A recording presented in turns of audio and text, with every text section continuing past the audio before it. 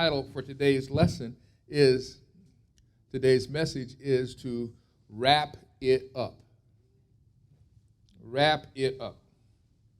Now that title is actually a little bit misleading because when we first hear the title wrap it up, we're thinking that it's the items that are purchased at the mall that we're going to be wrapping up with all kinds of wrapping paper and bows and ribbon and things that tie them together to put them under a tree to wrap them up.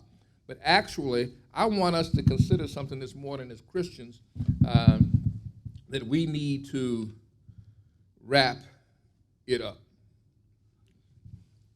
The first thing we need to wrap up is realizing that it's not your birthday. It's not your birthday, so let's wrap that up. Wrapping it up actually means to end some things too, to bring some things to conclusion and wrap it up and get rid of it. So the first thing we need to get rid of is that notion that it's my birthday and not the birthday of Jesus Christ. We should be honoring Christ. And so let's wrap up this notion that Christmas is about you, because it's not. It is about your relationship with Christ and an acknowledgement that what is contained in our subject text for today, John 3:16, is the principal point of Christmas. We all know it. It says, "For God so loved the world that God gave He owned it, His only begotten Son, so that who should ever believe in Him shall not perish, but have the greatest gift of all, everlasting life." So let's wrap up that thing saying this Christmas is about you. Because in one sense it is about you, but the primary thing it's about is the fact that God gave. The Lord gave. The Lord gave. The Lord gave. You know, this last week, 2 weeks ago, I just had a new grandchild, my new granddaughter. Beautiful. She's my granddaughter. I have no intentions of giving her away. Zero intentions of giving her away. Now, I can't even imagine what it would take to give away a child, especially one so anticipated as Jesus Christ. In Sunday school today, we examined the birth of Christ, but God said, you know, I love the world.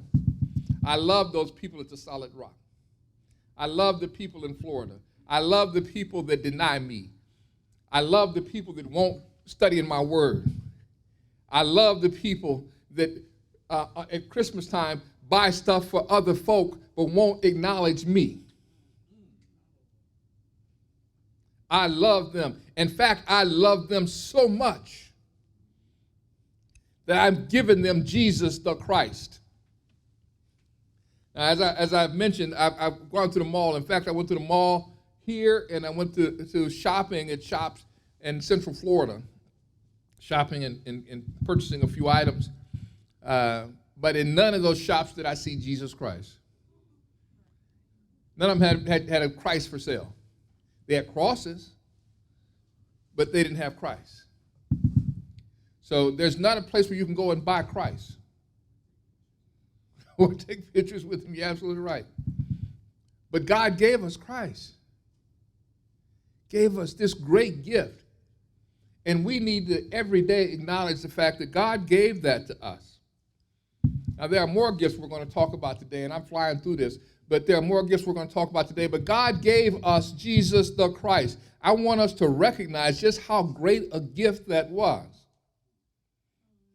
Because ask yourself, in this acknowledging of this gift of Jesus Christ, would you allow somebody else to accuse you of something that you're not guilty of and accept punishment for that, knowing that the other person did it, but you're accepting the punishment for them? Would you do that?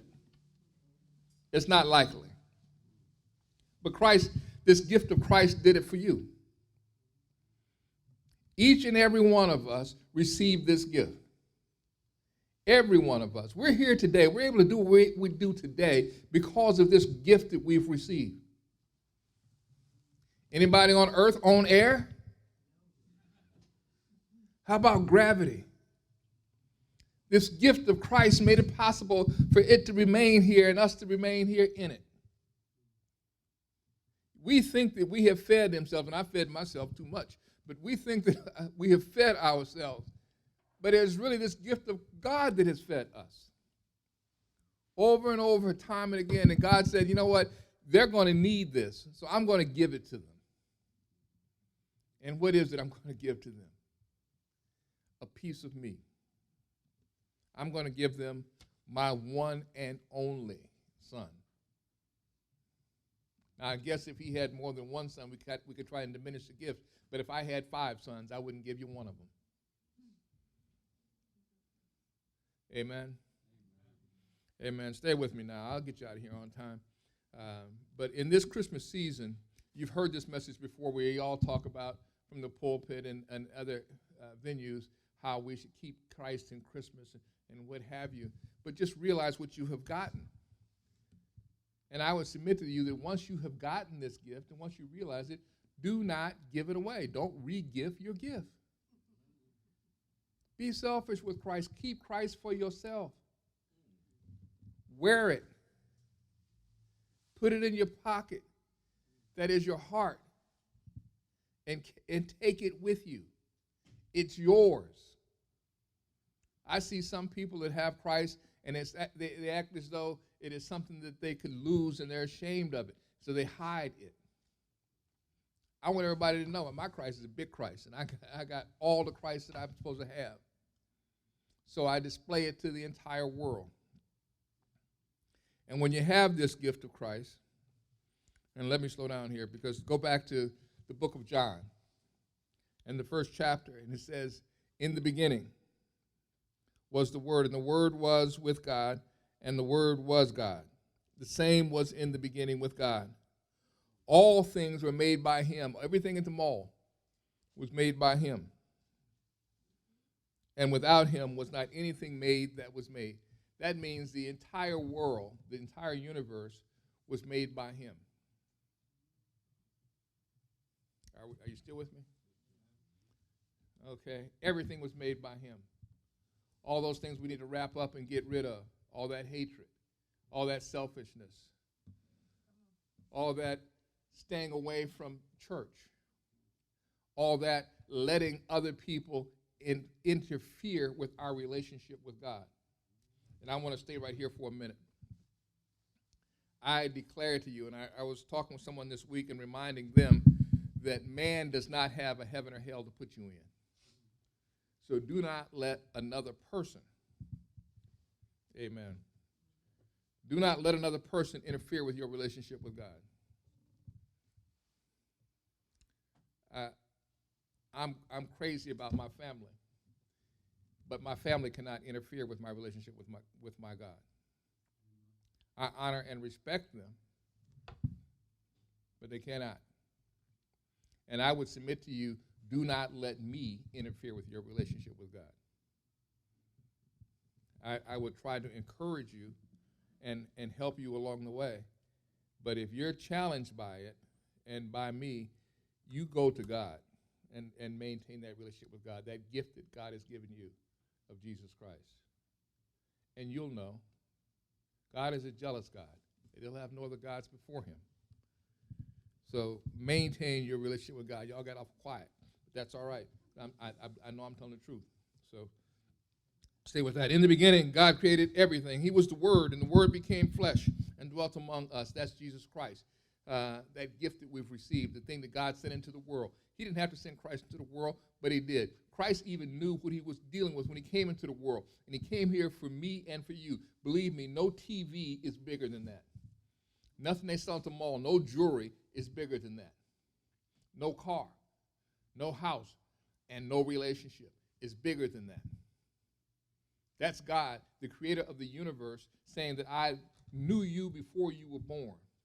And I was so concerned about you before you were born that when you were born, I made it possible for you to have a pathway to salvation.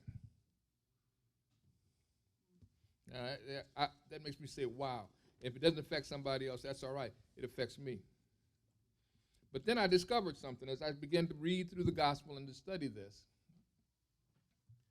that God did a lot more. Did you ever get a gift and you say, wow, this is just the greatest thing I ever had? And you get so wrapped up in that gift that you don't realize that you had more gifts.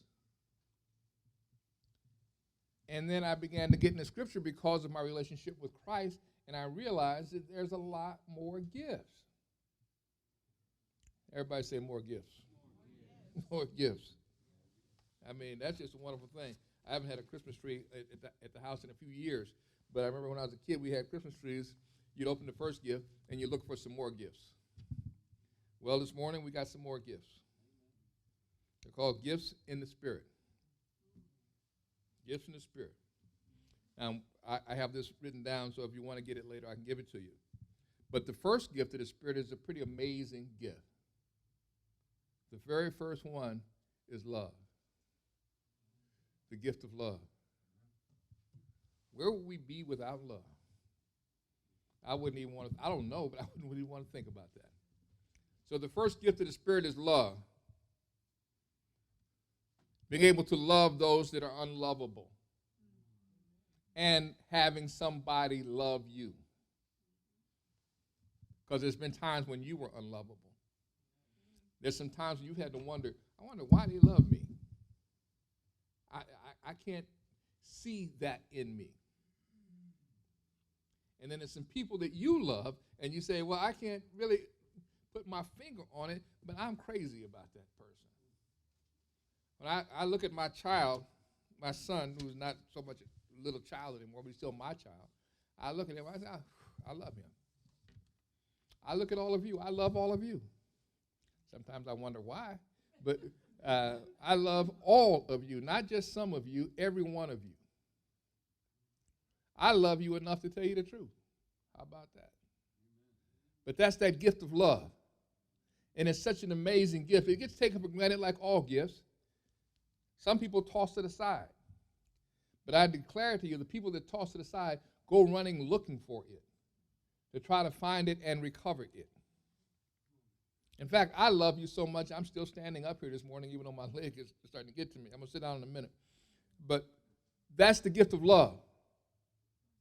God loved us and gave his son. He put love in the world, and I'm glad he did. So now we can wrap up hatred and just send it away. The next gift is an amazing gift. I walk down the street sometimes just singing and dancing, all happy, and people look at me and they say, why are you happy? In fact, I've been in the hospital, and doctors and nurses come by and say, man, why aren't you like the rest of them that need drugs to get you out of your depression? I say, I'm not in depression. I'm pretty happy. I'm good. And that's because of that gift of joy. One of the gifts that God gives us is the gift of joy. In the midst of a storm, when the world thinks everything is going bad and everything is not going our way, God says, you know what? Even though that's happening, I can still find joy. People think I'm crazy, but it's that gift. I know I'm tore up from the floor up. That's what Job told his wife when she came to him and said, listen, you've been through all this and everything. Why don't you just curse God and die? He said, are you crazy? How can I accept the gifts of God and not expect and accept the rebuke? Because I know a better day is coming. Don't you know that we're just travelers here? This world is not our home. And when you realize that, when you have Jesus Christ, you have the gift of joy. No matter what happens. I know a time when I was broke, but now I got a couple dollars. But I'm the same person now as I was when I was broke and struggling. It's that gift of joy. And when you have it, you don't give it up. In fact, just like the gift of love, you share the gift of joy. Have you ever walked into a room where everybody was gloomy, everybody was down, complaining, and you walked in and lit the room up and never said a word just because you were so happy? They say, here she come again, all smiling. And I know she don't have no money. I know her bills are due.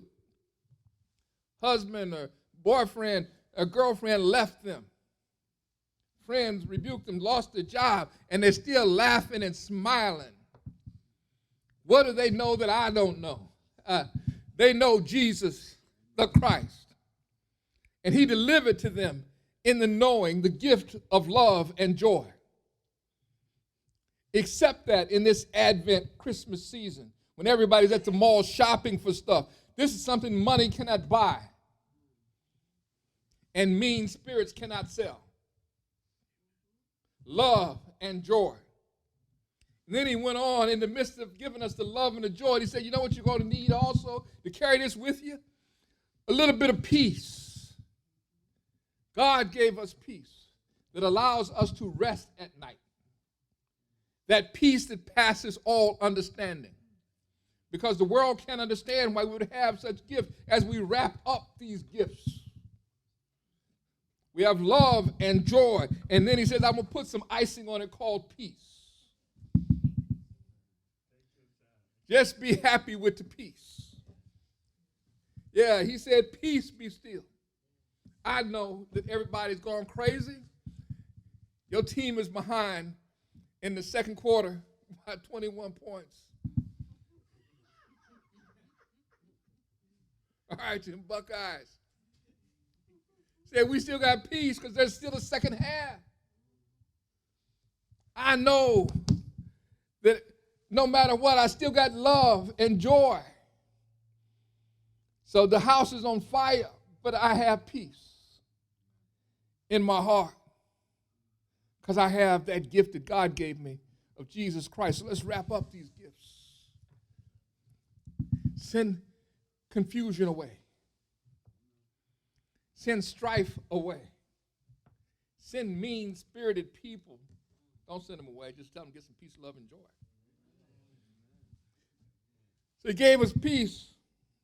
And he said, you know what? If I'm going to give you peace, I'm going to give you love and joy and let you have peace with it, then you're going to need some long suffering.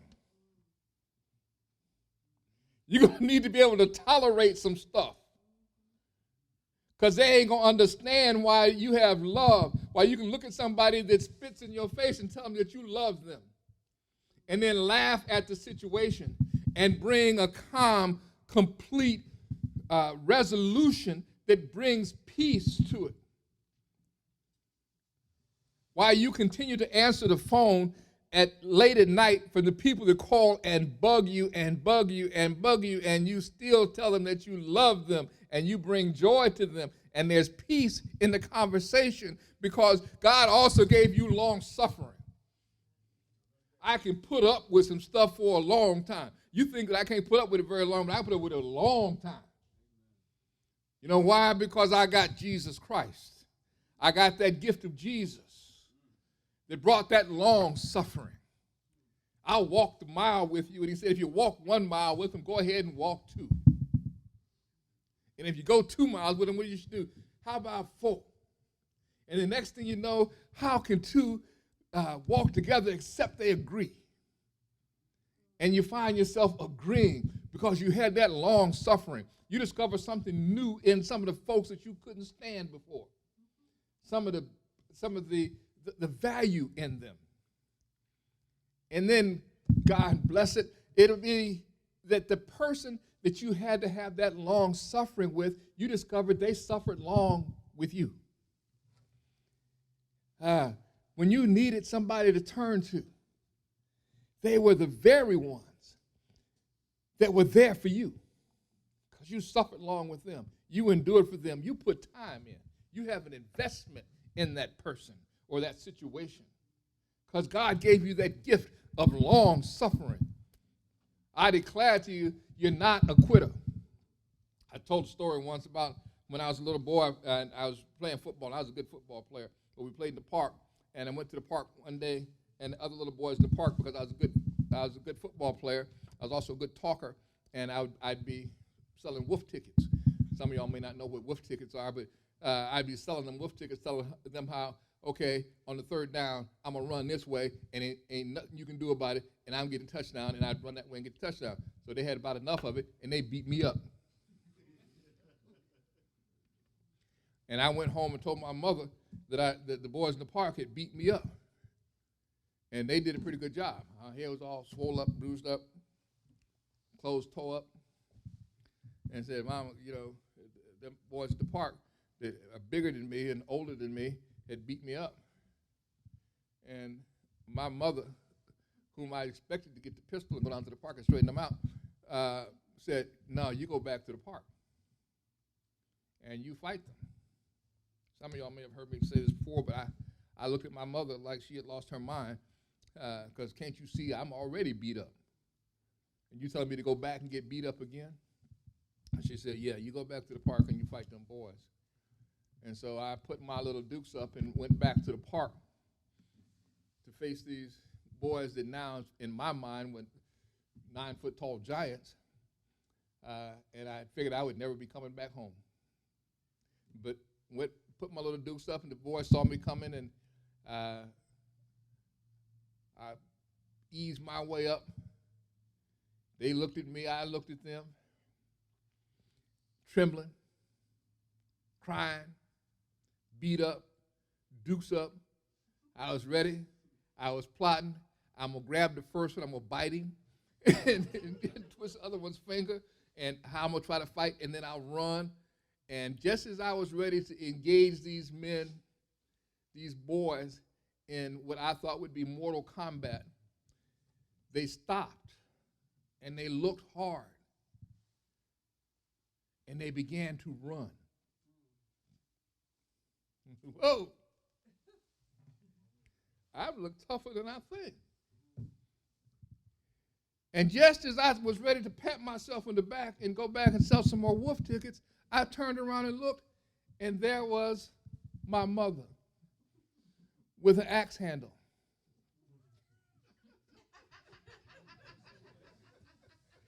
Said, if you hadn't run, you'd run the rest of your life. Suffering long. Love had the axe handle. Brought me the joy to seeing these boys run. And gave me the peace of knowing that I wasn't about to get beat up again. And never had to run again. Establish that. It's a gift from God. He's given it to us, along with the other gifts, as he gave us Jesus Christ. Next, he gave us this special gift of goodness. The gift of goodness. That when the thought is in your mind to do wrong to somebody, God says, no, I'll put a thought in your mind to go ahead and be good to them. And just to walk around being good, being special. You are an anointed people because you have the gift of Jesus Christ. Use your gift. I don't care what the world says about you. You have the gift of goodness. And it's a gift from God. It lights up your face. It enhances. It's that enhancer for the love and the joy and the peace and the long suffering. It is called goodness. It is a state of being. This is who I am. I don't have to ask anybody. I don't have to have anybody tell me. I don't need these special badges to say that I'm a good person because God has already established it in me. And I declare to you, he's established it in you when you receive the gift of Jesus the Christ. I don't care what happens in life from this day until the end of days. It is a gift, and these gifts are gifts that are placed in you that are now part of your DNA. This gift of goodness is something special about it. And I'll tell you what it is. I discovered it not when I was preaching or teaching, not when I was admonishing people to come to church. The special part of this gift of goodness, I discovered one day when I ran into some folks at a homeless shelter. And they were dirty and nasty and they smelled. And I had on something new and clean. And I was headed someplace else and I didn't want to come in contact with them and have them get on me. I discovered the special thing about this gift of goodness. I discovered that the other people that were there that also did not want to get the stench and the stigma of these people that were dirty and smelled bad. They went ahead and went in and helped them. And in that instant, in that moment, I discovered that this gift of goodness is contagious. Lord have mercy. It's more contagious than a cold. Your gift of goodness, when you take it someplace, other people can't be bad around you. And if they are, they want to stop or they got to get away from you. Jesus went and found that man with the Gardadrans, the man possessed by a demon living in the tombs, bound up with chains and fetters. And then instantly when Jesus came to him, the demons inside of him that were legions, meaning that there were many, said, "What have we to do with you, Jesus?" Realizing that when this Jesus, who is the embodiment of the gift of goodness, had come in contact with them, they realized they could not stay there with Jesus there. Because of your gift of goodness, demons cannot stay around you. Light has no fellowship with darkness. And in that gift of goodness, when you enter the room, when you come in contact with it, it must leave. When we come in and flip that switch in this dark room and the light comes on, the darkness it doesn't have a choice. It must leave. And that's that contagion and that gift of goodness.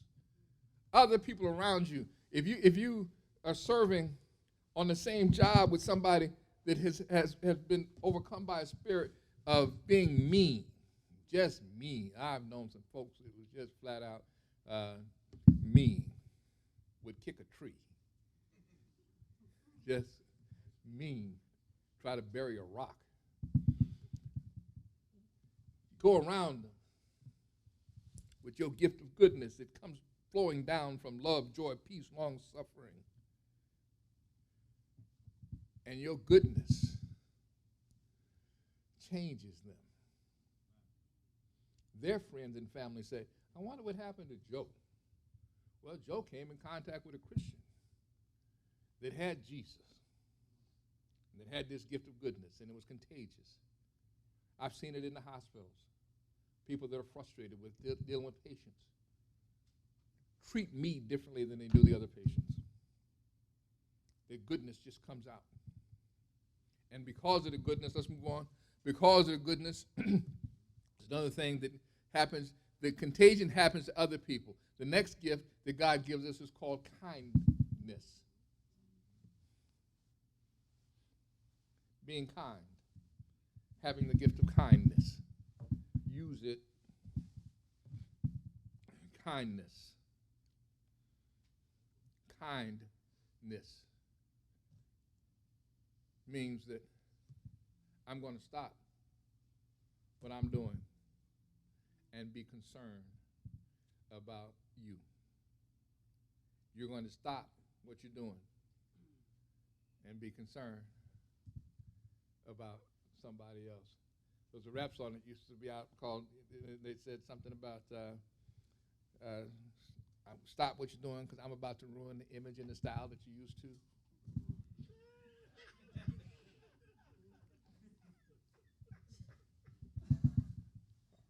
All right?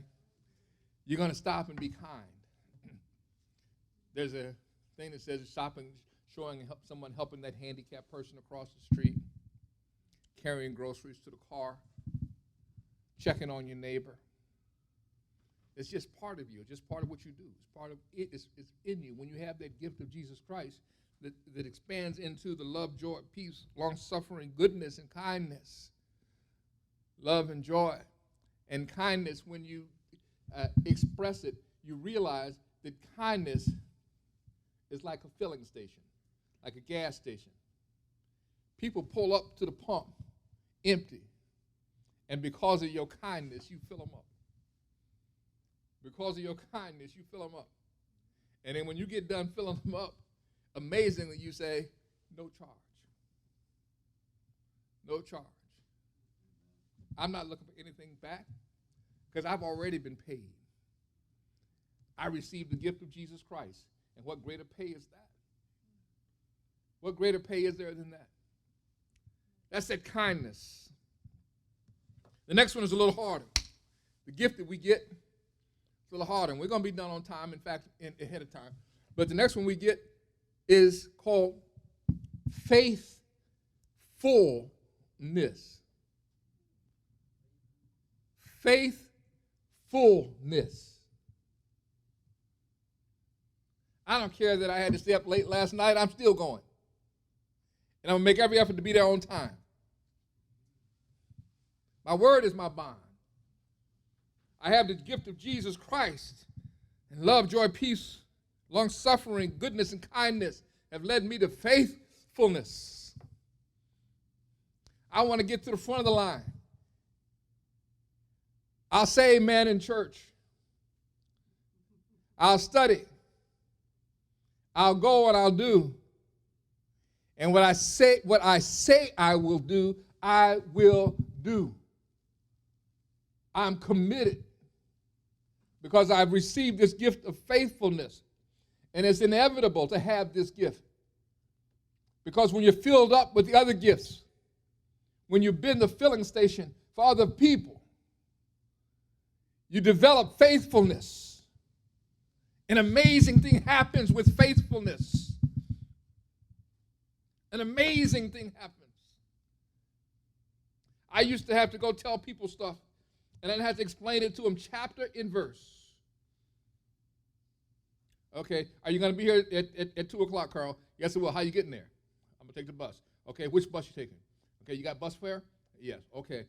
We figure you might be there. But once you have faithfulness, people begin to have faith in you and trust in you. If people are not trusting you, they don't have belief in what you say will happen, then you must not have a lot of faithfulness yourself. Because if you have faithfulness, then people will be faithful to you and have faith in you. Lord have mercy. You want to be a big shot, a somebody? Have some faithfulness. And people will have faith in you. Heard them say, my word is my bond. If I tell you something, you can take it to the bank, and the bank will accept it. If I sign my name, that's all I need. The angels, I've heard it said, the angels up in heaven have signed my name. God has given us that faithfulness. Use it. Don't abuse it. Because faithfulness is also a gift that you can lose. Now, you ain't losing love. Nothing can separate you from the love of God. But that faithfulness, if you abuse it, you can lose it. Faithfulness. And in the midst of all of this, now that you're a giant in Christianity, now that you're something large in Christianity, with love, joy, peace, long-suffering, goodness, kindness, and faithfulness, God has said, I need to pump the brakes a little bit and give you the gift of gentleness. I know I can crush you. I know that. Got my 357 locked and cocked, ready to go. And I know you deserve it. But I'm going to be gentle with you because I have that gift. Because Christ was gentle with me. It's only right to be gentle, not arrogant. The real test of power is to have it and not use it. Enjoy peace, long-suffering, goodness, kindness, faithfulness, gentleness, and now self-control. How many times has somebody pulled in front of you and cut you off on the street, and you thought to cuss them out, but you didn't do it? You had an opportunity. You had an opportunity to get them. I could have got them. I sure could have got them, but you didn't. I could have crushed them right then and there, but I didn't. And I'm glad there's folks in restaurants. You know, we used to, when I was a kid, we used to say, don't eat at restaurants because you go there and people spit in your food. You know, I thank God that He's put self-control in some of them. And I just believe by faith they're not doing that. I believe it. I believe it. But that's self-control. And these are wonderful gifts that God has given us. So we need to take some of the things that we need to wrap up and get rid of and receive these gifts in the Spirit that God has given us. Now, you've heard of the fruits of the Spirit, but we're talking about the gifts in the Spirit. God has given us another gift, and that is health. And that health is a healthy mind. Your body may ache and have difficulties, but He's given us a healthy mind and spirit. So this morning we're having a party because we've received lots of gifts. And we've divested ourselves of lots of garbage. So you don't have to raise your hand, but which one would you rather have? A gift or garbage? Did you say gifts? I pray you're telling the truth, because I see people holding on to garbage. But we need to accept the gifts and acknowledge the gifts that God has given us. You can't get them at the mall. There's no mall on earth that sells those. They're sent through Jesus Christ, the ultimate gift from God. Now, I'm wrapping this lesson up today, but I just want you to remember, in this Advent season, this Christmas season first, it's not about you. But then it's all about you. Let me help you. It's not about you, which makes it all about you. It's about Jesus Christ as the principal thing. And the principal thing was given for you. And it gives us these collateral or ancillary gifts that come with Jesus Christ. If you have not accepted Jesus Christ, let me help you. No charge. If it cost money, you wouldn't have enough to buy it. But He said no charge. It's free. And it's not free. It's not a riddle. It's just a truth. It does not cost money, which means by man's standards, it's free. But by God's standards, it costs your commitment. Honest commitment. It costs your entire life. And giving it to Him. You pay for this relationship with your commitment to Christ. But the amazing thing is that when you take the first step and give Him your gift, here's my cup, Lord. Fill it up with love, joy, long-suffering, peace.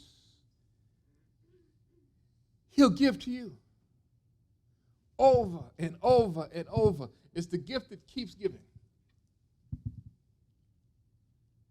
Somebody ought to say hallelujah. Hallelujah. If you know this, you know that you received something great, something far greater than you could ever apply for. And I said, you don't have to. Don't check your wallets or your purses or under the mattress. Just say yes. That's all you have to do. even if you said yes 100 times before. God is a practical God. He says, I'm right here right now, and you're right here right now. We can get this handled right now. We don't have to wait till tomorrow, and I don't care what you did yesterday. You can get it handled right now. You can just say, give him your best yes right now from your heart. Out of the abundance of the heart, the mouth speaks. And when your heart is moved, your body moves. I just noticed I've stood the whole time. And didn't go to that seat. But God says, I'm here. In fact, I was here before you got here, waiting for you. So all you have to do is say yes. I got this long list of gifts for you. You can carry them out of here with you today. Everybody can take it with you. I'm asking you now, as I often do, meet me right here at the altar and declare to God, you're here, I'm here. My answer is yes.